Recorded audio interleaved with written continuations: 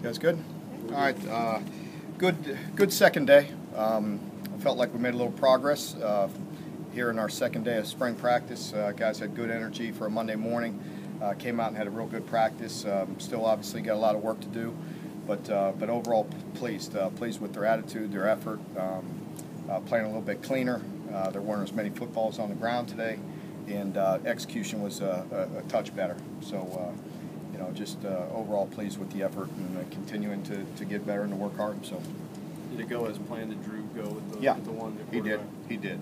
Shannon's coming in here in a little bit. He could talk to you a little bit about what he's seen so far. But I think both guys have done some very good things and have a lot of talent. And so it'll be good to see how the rest of the spring goes. You touched on a little bit on signing day, but could you go into more detail about your plans for the special teams unit and not having a coordinator and how that's going to work? Yeah, I just felt like with the 4 defensive coaches, we have 5 on offense and 4 on defense. I didn't want to put the entire load on our 4th defensive coach. So Andy will take the punt and the kickoff, and obviously, they're all important, and we're working extremely hard in those 2 units right now. Really worked punt the first 2 days, so that's where we're at with that. And we'll have some of our other assistants handle some of the other special teams. Mark, clearly you wanted Jeff and Alex Montgomery to be able to play last year, but is there something those guys can get from a hero of redshirt season like they had? Yeah, I think so.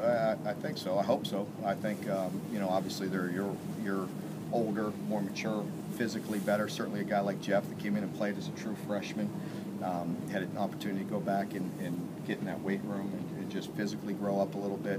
Alex has always had pretty good speed and pretty good size. I think it helped him in certain ways. Are you seeing here early how much you kind of missed those guys last year? Well, with the injury report as it went over Saturday, with having some of the wide receivers down, it's important. I mean, with in the spring, you're getting so many reps and you're looking at everybody. You need so many bodies, and we are a little bit thin. So it is nice to have them back. And do they seem close to 100%, Jeff and Alex? Physically? Alex they'll be fine. Jeff has seemed like there's nothing restricted him at all. Alex, just little things, being out that long, his other leg, maybe he had a little issue with his other leg, and we backed off him today.